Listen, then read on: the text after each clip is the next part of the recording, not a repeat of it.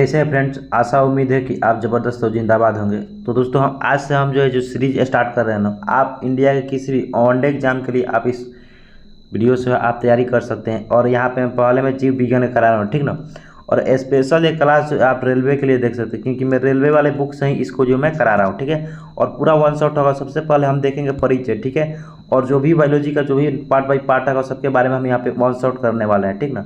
यहाँ पे हमको लाइन पे थ्योरी नहीं पढ़ाएंगे, बस आपको वन शॉट यहाँ पे कराने वाले हैं, ठीक ना। और जैसे ही वन शॉट खत्म हो जाएगा उसके बाद में आपको जो है आपको थ्योरी भी कराऊंगा, ठीक है। तो चलिए हम वीडियो को स्टार्ट करते हैं और आगे बढ़ते हैं। सारी चीज़ें आपके सामने है।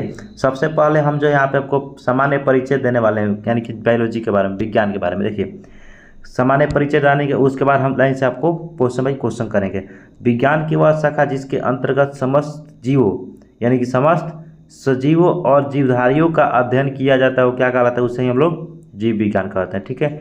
ये बातें आपको पहले से पता होगा अगर आप 6 से पढ़ते होंगे, 7th में पढ़े होंगे और 8 में भी पढ़े होंगे, ठीक है। जीव विज्ञान शब्द का सबसे पहले प्रथम प्रयोग किसने किया था, ये जो है आपका क्वेश्चन यहाँ से आपका स्टार्ट होता है पूछने वाला, ठीक है। तो लैंडमार्क और ट्रेविनस ने किया था 1801 ईस्वी में, ठीक है। जीव विज्ञान शब्द का सबसे पहले प्रयोग जो है लैंडमार्क ने किया था, ठीक है। नेक्स्ट क्वेश्चन है आपका जीव एवं जंतु विज्ञान के जनक कौन है। जंतु विज्ञान के जनक एवं जीव विज्ञान के जनक कौन है, तो आपको ये अरस्तु को माना जाता है, ठीक है। जीव विज्ञान के जनक कौन है, अरस्तु। नेक्स्ट है आपका जैव विकास को सर्वप्रथम किसने समझाया। तो जैव विकास को सर्वप्रथम किसने समझाया, तो लैंडमार्क ने समझाया। किसने समझाया, तो जीव विज्ञान को सबसे पहले जो है वो लैंडमार्क ने समझाया, ठीक है। नेक्स्ट है चिकित्सा शास्त्र के जनक कौन है। तो चिकित्सा शास्त्र के जो जनक होंगे ना वो आपको हिप्पोक्रेटस को माना जाता है। चिकित्सा शास्त्र के जनक कौन से हो प्यारे साथियों, हिप्पोक्रेटस, ठीक है। चलिए अगला है भारत में चिकित्सा के जनक किनको माना जाता है। भारत में चिकित्सा के जनक जो होंगे उच्चारक को माना जाता है, ठीक है। भारत में चिकित्सा के जनक जो है उच्चारक को माना जाता है। नेक्स्ट है वनस्पति विज्ञान के जनक किनको माना जाता है, यानी वनस्पति विज्ञान के जनक जो है वो कौन है। तो वनस्पति विज्ञान के जनक कौन है, तो वो आपका हो जाएंगे थियोफ्रेस्टस, ठीक है। थियोफ्रेस्टस आपका वनस्पति विज्ञान के जनक हो जाएंगे। भारत में शल्य चिकित्सा के जनक कौन है, सुश्रुत को माना जाता है, ठीक ना। सुश्रुत को माना जाता है भारत में चिकित्सा जनक है। देखिए वनस्पति विज्ञान के जनक आपके यहाँ पे थियोफ्रेस्टस और चिकित्सा शास्त्र के जनक है हिप्पोक्रेटस, लेकिन चिकित्सा शल्य चिकित्सा के जनक यहाँ पे सुश्रुत को माना जाता है, ठीक ना। मानव के विकास के इतिहास परंपराओं में संबंधित विषय क्या कहलाता है, तो वो आपका एंथ्रोपोलॉजी कहलाता है। मानव का विकास इतिहास परंपराओं से संबंधित विषय कब का किससे कहलाता है, तो आपको यहाँ पे एंथ्रोपोलॉजी कहलाता है, ठीक है। चलिए नेक्स्ट है आपको मतलब विज्ञान का भी परिचय देख रहे हैं, ठीक है। हिस्टोरिका एनिमल मतलब हिस्टोरिया एनिमलिज्म पुस्तक किसकी है, मतलब हिस्टोरिया एनिमलिज्म पुस्तक किसकी है, तो वो आपका जो है अरस्तु की है, ठीक है। अरस्तु की कह रहे हिस्टोरिया प्लेटफॉर्म आपका जो है बुक है ये किसकी है, तो वो आपका होगा थियोफ्रेस्टस की हो जाएगा, ठीक है। चलिए अब यहाँ से आपको जो है जीवधारियों का वर्गीकरण यानी कि जीवधारियों का वर्गीकरण जो चैप्टर है उससे जितने भी सारे वन शॉट बन सकते हैं आपको स्पेशल ये जो है रेलवे के लिए तैयारी आप यहाँ से कर सकते हैं, क्योंकि ये रेलवे बुक से कराया जा रहा है, ठीक है सारी चीज़ें। नेक्स्ट है जीवों के आधुनिक वर्गीकरण या वर्गीकी पिता किनको कहा जाता है, ठीक ना। ये क्वेश्चन जो कई बार आपको जो यहाँ पे पूछा गया क्वेश्चन है, ठीक ना। ये क्वेश्चन जो है आपका कई बार क्वेश्चन पूछा गया है। यहाँ पे कैरिलस लिनियस को माना जाता है, ठीक ना। यानी आधुनिक वर्गीकरण के वर्गीकी के पिता या फिर आधुनिक वर्गीकरण के पिता किनको माना जाता है, कैरिलस लिनियस को माना जाता है, ठीक है। चलिए नेक्स्ट है, नेक्स्ट के चलते हैं आपका कह रहेगा यहाँ पे जीवों के नामकरण का द्विनाम पद्धति को किसने प्रचलित किया। द्विनाम पद्धति डायरेक्ट पूछ देगा, जीवों के द्विनाम पद्धति को किसने प्रचलित किया, तो वो आपका हो जाएंगे कैरोलस लिनियस। ये भी जो आपका कैरोलस लिनियस ही हो जाएंगे जो कि 1753 में किए थे। नेक्स्ट है 5 जगत वर्गीकरण पद्धति को किसने प्रस्तुत किया था, तो रॉबर्ट एच यहाँ पे विटेकर ने 1969 में किया था, ठीक है। कह रहे समस्त जीवों का 5 जगत वर्गीकरण है, क्या है, तो समस्त जीवों का जो 5 जगत वर्गीकरण है वो क्या है, तो मोनेरा जगत, प्रोटिस्टा और यहाँ पे कवक, पादप और जंतु जगत, ठीक है। तो ये आप आसानी से इसको याद रख सकते हैं। चलिए अब इसके बारे में हम लोग जानते हैं मोनेरा जगत में कौन कौन से आते हैं और किस प्रकार से होता है, ठीक है। चलिए मतलब सबके सब जानेंगे, ठीक है। सभी प्रोटिस्टिव, यहाँ पे सभी प्रोकैरियोटिक जीव सम्मिलित रूप किस में पाए जाते हैं, तो यहाँ पे मोनेरा में। जो भी प्रोकैरियोटिक जितने होंगे सबके सब मोनेरा जगत में आएंगे। मोनेरा जगत के सदस्य में जैसे जीवाणु हो सकता है, नीलहरित शैवाल हो सकता है, ठीक ना, जिसको आप जो है यहाँ पे साइनोबैक्टीरिया के रूप में भी जानते हैं, ठीक है।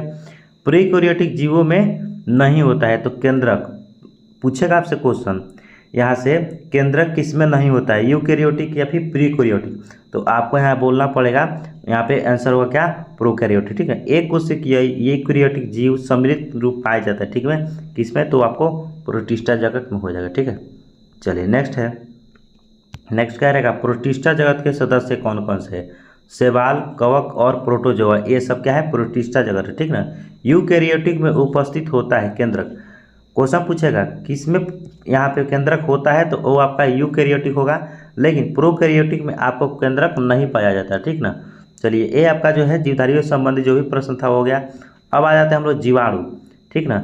जीवाणु से कितने सारे किस टाइप का क्वेश्चन बन सकते हैं, उस टाइप के क्वेश्चन को हम यहाँ पे खात्मा करेंगे, ठीक है। चलिए कह रहेगा जीवाणु में सबसे पहले यहाँ पे जीवाणु की खोज किसने किया था, तो लीवेनहॉक ने किया, ठीक है। यहाँ पे जीवाणु की खोज लीवेनहॉक ने किया था, 1683 ईस्वी में किए थे। जीवाणु विज्ञान के पिता किनको कहा जाता है, तो लीवेनहॉक को, यानी जीवाणु की खोज जिन्होंने कहा उन्हीं को जीवाणु विज्ञान के पिता भी कहा जाता है। जीवाणु नाम किसने दिया, तो वही आपका हो जाएगा एहरेनबर्ग ने 1829 में आपको जीवाणु नाम दिया था, ठीक है। नेक्स्ट है, कोशिकीय संरचना वाला छोटा जीव क्या है, जो कि किस कोशिका संरचना होता है वो आपका जीवाणु हो जाएगा, ठीक है। जीवाणुओं की कोशिका भित्ति किसकी बनी होती है, तो यहाँ पे म्यूकोपेप्टाइड्स की बनी होती है, ठीक ना। यानी जीवाणु की कोशिका भित्ति जो होती है वो म्यूकोपेप्टाइड्स की बनी होती है। चलिए जीवाणु से संबंधित और भी बहुत सारे क्वेश्चन यहाँ पे हम आपको कराने वाले हैं, ठीक ना। यहाँ पे अभी इतना नहीं है, ठीक ना, कुछ और आपको बचा हुआ है, क्योंकि आपको जीवाणु से संबंधित है उसको भी हम यहाँ पे कर लेते हैं, ठीक है। चलिए नेक्स्ट है कि आपके दलहनी पौधों के जड़ों में पाया जाता है, दलहनी पौधों के जड़ों में कौन सा जीवाणु पाया जाता है, तो आपका राइजोबियम, ठीक ना। ये क्वेश्चन जो है आपको बता दूं भी आइए, बहुत ज़्यादा इंपॉर्टेंट एक क्वेश्चन हो जाता है, ठीक ना। दलहनी पौधों के जड़ों में पाया जाता है, बिहार पुलिस में कई बार क्वेश्चन आप सभी को पूछा गया, ठीक है। वायुमंडलीय नाइट्रोजन को नाइट्रेट के रूप में परिवर्तित करता है कौन, तो वायुमंडलीय नाइट्रोजन को नाइट्रेट के रूप में कौन प्रदर्शित करता है, तो वो आपका हो जाता है राइजोबियम, ठीक है। ये एक ऐसा जीवाणु है जो कि आपको वायुमंडलीय नाइट्रोजन को नाइट्रेट के रूप में परिवर्तित कर देता है, ठीक ना। दूध में पाया जाने वाला कौन सा जीवाणु है, तो लैक्टोबैसिलस, ये जो है दूध में पाया जाने वाला है और यही जो है दही बनाने में भी काम करता है, ठीक ना। आपको दही जमाने में लैक्टोबैसिलस काफ़ी ज़्यादा हेल्पफुल होता है, ठीक ना। इसी के मदद से आपको दही भी जमता है। एंटीसेप्टिक सर्जरी की खोज किसने किया था, तो वो आपका हो जाएंगे जोसेफ लिस्टर। एंटीसेप्टिक सर्जरी की खोज जो किए थे वो आपके हो जाएंगे जोसेफ लिस्टर। जीवाणुओं का कृत्रिम संवर्धन क्या होता है, इसकी खोज कौन थी, तो रॉबर्ट कोच ने किया था, ठीक ना, रॉबर्ट कोच ने किया था। अब यहाँ पे कृत्रिम संवर्धन क्या होता है, ये आप जब थ्योरी पढ़ाएंगे तब उस समय आपको अच्छी तरीके से बताएंगे, ठीक है। जीवाणुओं में राइबोसोम पाया जाता है, कौन सा, 70S वाला, ठीक है, ये आप ध्यान में रखिएगा। चलिए ये आपका जीवाणु यहाँ पे खत्म होता है। अब हम आ जाते हैं प्रोटोजोआ, ठीक है। प्रोटोजोआ से संबंधित जितने भी सारे क्वेश्चंस आप सभी के एग्जाम में पूछे गए हैं अब तक के वनडे एग्जाम में, वो सभी देखेंगे, ठीक है। प्रोटोजोआ होता है एक कोशिकीय जीव, ठीक है। प्रोटोजोआ कौन सा जीव है, एक कोशिकीय जीव है, ठीक है। प्रोटोजोआ शब्द का सबसे पहले प्रयोग किसने किया था, गोल्डफस ने किया था। सबसे पहले प्रोटोजोआ शब्द का प्रयोग किसने किया था, तो वो आपका हो जाएंगे कौन, तो गोल्डफस ने किया था, ठीक ना। प्रोटोजोआ संघ के जंतु कौन कौन से हैं, कौन कौन से जीव हैं जो कि जंतु है जो कि प्रोटोजोआ संघ में आते हैं, तो वो आपके हो जाएंगे एक कोशिकीय जीव अमीबा, एक कोशिकीय जीव यहाँ पे इग्लिना, और एक कोशिकीय पैरामीशियम, प्लाज्मोडियम, ठीक ना, और यहाँ पे एंटी अमीबा और यहाँ पे हिस्टोलिका, ठीक है। हरा प्रोटोजोआ कहलाता है, यूग्लिना को हरा प्रोटोजोआ कहते हैं, ठीक ना। यूग्लिना को हम लोग हरा प्रोटोजोआ भी कहते हैं, यूग्लिना को हरा प्रोटोजोआ कहा जाता है, इस बात को आप ध्यान रखिएगा। चलिए नेक्स्ट क्वेश्चन की तरफ चलते हैं। आपको क्या है यहाँ पे विषाणु, देखिए जीवाणु हो गया, प्रोटोजोआ हो गया, और जीवधारियों में जो भी प्रश्न बन सकता था या और विज्ञान से संबंधित जितने भी सारे तथ्य थे उनको हम लोगों ने देख लिया। अब पढ़ेंगे विषाणु। विषाणु जो होता है वो संसार का सबसे जो है सूक्ष्मतम जीव है, कौन सा है, संसार का सबसे सूक्ष्मतम जीव कौन सा है, वो आपका हो जाएगा विषाणु। ये जो है आपका संसार का सबसे सूक्ष्मतम जीव होने वाला। विषाणु का अध्ययन क्या कहलाता है, तो वायरोलॉजी। यहाँ क्वेश्चन आपको पूछेगा विषाणु का अध्ययन क्या कहलाता है, आपको वायरोलॉजी, ठीक है। विषाणु का अध्ययन आपको वायरोलॉजी कहलाता है। विषाणु की खोज किसने किया था, तो वो आपके हो जाएंगे यूनेस्को ने किया था, जो कि 1892 में, ठीक ना, इवान नोवस्की, ठीक है। साधारणतः सभी विषाणु जो होते हैं किसकी बने होते हैं, तो वो आपके बने होते हैं ना प्रोटीन और यहाँ पे न्यूक्लिक अम्ल और आरएनए के बने होते हैं, ठीक ना, न्यूक्लिक अम्ल आरएनए के, ठीक है। चलिए नेक्स्ट है विषाणु का आकार जो होता है ना वो कितने आकार के कैसे होते हैं, विकार आकार कैसा होता है, तो 0.15 से 0.2 माइक्रोन तक यहाँ पे होता है आपको विषाणु का आकार, ठीक है। रासायनिक रूप से विषाणु होता है यहाँ पे न्यूक्लियो प्रोटीन, रासायनिक रूप से जो विषाणु होते हैं ना वो न्यूक्लियो प्रोटीन होते हैं, ठीक है। चलिए ये आपका प्रोटोजोआ भी, मतलब यहाँ पे विषाणु भी खत्म हो गया, प्रोटोजोआ भी खत्म हो गया, जीवाणु भी खत्म हो गया। अब आ जाता है यहाँ पे कोशिका विज्ञान, और कोशिका विज्ञान से सबसे ज़्यादा क्वेश्चन आपको देखने को मिलते हैं रेलवे के एग्जाम में। जीव विज्ञान की मूलभूत इकाई क्या है, तो कोशिका, ठीक है। जीव विज्ञान की मूलभूत इकाई क्या होने वाली है, तो कोशिका हो जाएगा आपका राइट आंसर, ठीक है। चलिए नेक्स्ट है यहाँ पे कोशिका की खोज किसने किया, रॉबर्ट हुक 1665 ईस्वी में किया था इन्होंने, मृत कोशिका का खोज किया था, ठीक ना। यहाँ पे जीवित कोशिका का खोज ये नहीं करते हैं बल्कि ये कॉर्क में खोज करते हैं, ठीक ना। मृत कोशिका का खोज किए थे, और जीवित कोशिका की खोज की बात करते हैं तो उन्होंने लीवेनहॉक ने किया था, ठीक ना, लीवेनहॉक ने किया था। कोशिका का अध्ययन क्या कहलाता है, साइटोलॉजी, ठीक है। कोशिका मूलभूत इकाई कोशिका है जीवन की, और कोशिका का अध्ययन क्या कहलाता है, साइटोलॉजी कहलाता है, ठीक है।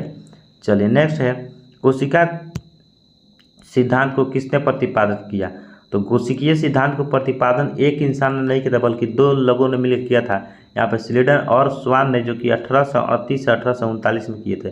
जीवाधारियों की संरचनात्मक और क्रियात्मक इकाई क्या होती है, तो आपका कोशिका है, ठीक है। चलिए प्यारे बच्चों नेक्स्ट है कोशिका दो प्रकार की होती है, यहाँ पे प्रोकैरियोटिक और यूकैरियोटिक, ठीक है। यूकैरियोटिक में केंद्रक पाया जाता है जबकि प्रोकैरियोटिक में केंद्रक नहीं पाया जाता है। केंद्रिका एवं केंद्रीय कोशिकाएं नहीं पाई जाती, किसमें, प्रोकैरियोटिक कोशिकाओं में केंद्रक नहीं पाया जाता है जबकि यूकैरियोटिक में पाया जाता है, ठीक है। चलिए नेक्स्ट है केंद्रक और केंद्रिकाएं उपस्थित होती है यूकैरियोटिक में जबकि प्रोकैरियोटिक में कोशिकाएं नहीं होती, केंद्रक नहीं होता है। सबसे छोटी कोशिका किसकी होती है, माइकोप्लाज्मा की यहाँ पे सबसे छोटी कोशिका होती है, ठीक है। यहाँ पे हमने कोशिका के भी हमने देख लिया है। अब आइए कोशिका से कुछ बचा होगा उसको भी देखेंगे, उसके बाद हम जो है कोशिका की संरचना का अध्ययन हम आगे करेंगे और आगे बढ़ेंगे, ठीक है। चलिए यहाँ पे करेगा सबसे बड़ी कोशिका किसकी है, तो सबसे बड़ी कोशिका जो होती है आपका शुतुरमुर्ग की अंडे की सबसे बड़ी कोशिका होती है, ठीक है। मानव शरीर की सबसे लंबी कोशिका क्या है, तो मानव शरीर की सबसे लंबी कोशिका यही न्यूरॉन हो जाती है, जिसको हम तंत्रिका कोशिका के नाम से भी जानते हैं। ये जो होती है मस्तिष्क में सबसे ज़्यादा मात्रा में फैली होती है, ठीक ना। अगर एक्सीडेंट जब भी होता है तो ये देखिए ये एक ऐसी कोशिका होती है तंत्रिका कोशिका जो पुनर्निर्माण नहीं करती है, यानी एक बार नष्ट हो गई तो पुनर्निर्माण नहीं होती है, यानी कि एक बार ये ब्रेन में होती है सबसे ज़्यादा, एक इसलिए ब्रेन हेमरेज होता है। जब भी लगता है धक्का या एक्सीडेंट होता है तो ये जो क्या होती है मर जाती है, मर जाने के बाद दोबारा ये जिंदा नहीं हो पाती, मतलब कोशिका विभाजन नहीं हो पाता है, जिसके कारण कहते हैं इंसान की वो इसी क्षण मौत हो जाता है, ठीक ना।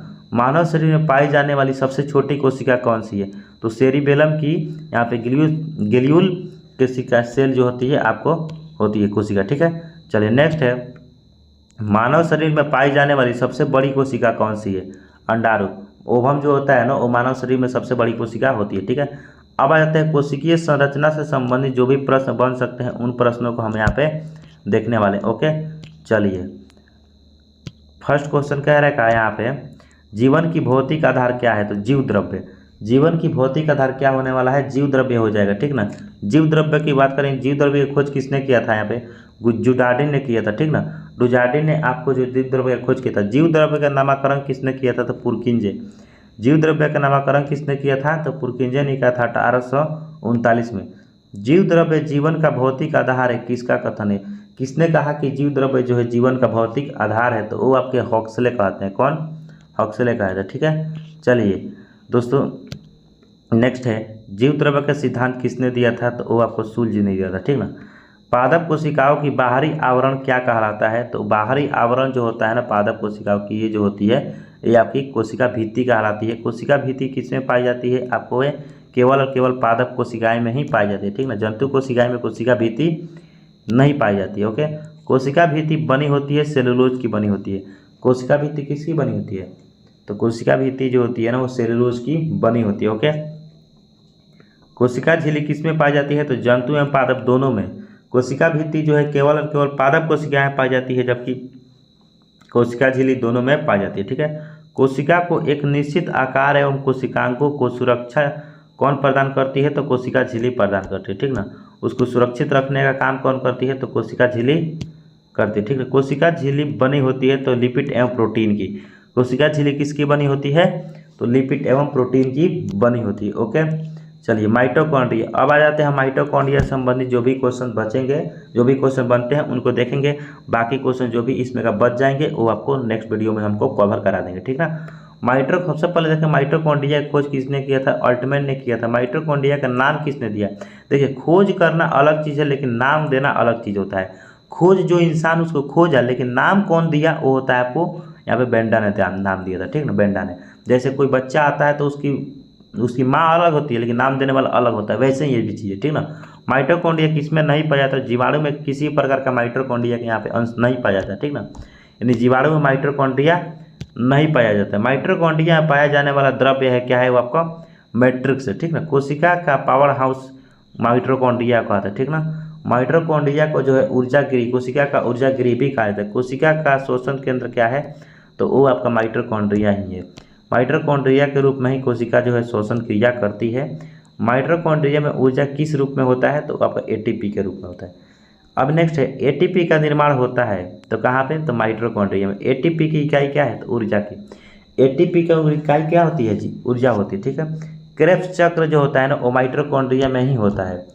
पूछेगा आपसे क्रेब्स चक्र पाया जाता है तो वो आपका किस में पाया जाता है? तो माइटोकॉन्ड्रिया में पाया जाता है। ठीक ना, लेकिन क्रेब्स चक्र जो होता है उसकी खोज कौन किया था? हैंस ब्रेक्सन किया था। ठीक ना, हैंस क्रेब्स ने किया था। ठीक ना, माइटोकॉन्ड्रिया का दिल क्या है? क्रिस्टी। माइटोकॉन्ड्रिया का दिल क्या कहलाता है? क्रिस्टी कहलाता है। तो दोस्तों यहाँ तक हमने देखा है माइटोकॉन्ड्रिया तक। ठीक ना, अगला वीडियो में हम जो है आपको दूसरे इसका जो भी नेक्स्ट पार्ट होगा उसमें हमको जो भी इसका माइटोकॉन्ड्रिया का क्वेश्चन बच गया है उसको मैं करा दूंगा। बाकी चैनल पर प्लीज़ चैनल को सब्सक्राइब कर लीजिएगा इसी प्रकार के वीडियो को देखने के लिए। ठीक ना, और हाँ, मैं इस चैनल पे आपको जो है जॉब से रिलेटेड अपडेट भी दिया करता हूँ, जो भी जॉब से रिलेटेड अपडेट आते हैं, तो इसलिए चैनल को जरूर सब्सक्राइब कर लीजिएगा। आपके लिए काफ़ी ज़्यादा ये चैनल हेल्पफुल हो सकता है। तो आई होप आपको वीडियो पसंद आया है। वीडियो पसंद है वीडियो को जरूर लाइक कीजिएगा और चैनल को सब्सक्राइब करना मत भूलिएगा। मिलते हैं अगले वीडियो में किसी अगले टॉपिक के साथ, तब तक जय हिंद, वंदे मातरम।